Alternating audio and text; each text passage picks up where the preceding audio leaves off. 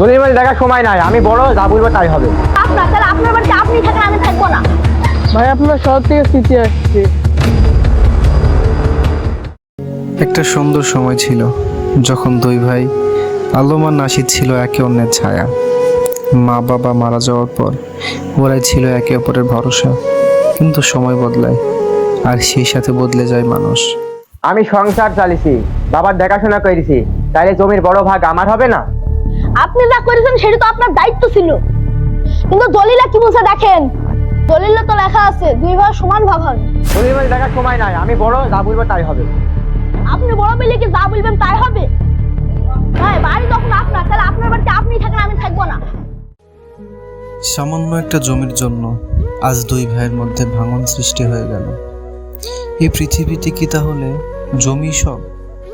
ভাইয়ের কোনো দামই নেই?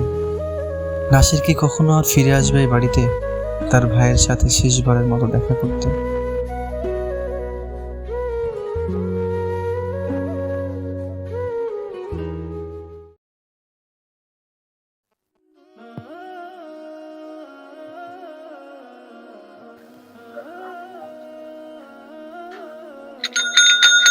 আলম ভাই বাড়িতে আছেন? ভাই আপনার শহর থেকে সিটি আসছে।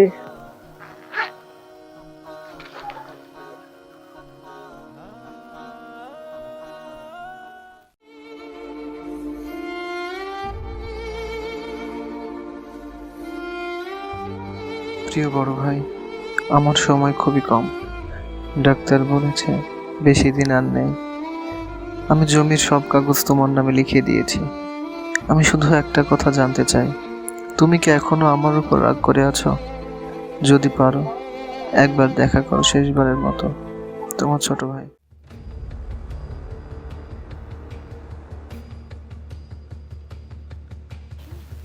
আলম ভাই তুই আইছে, নাসির আর নাই রে।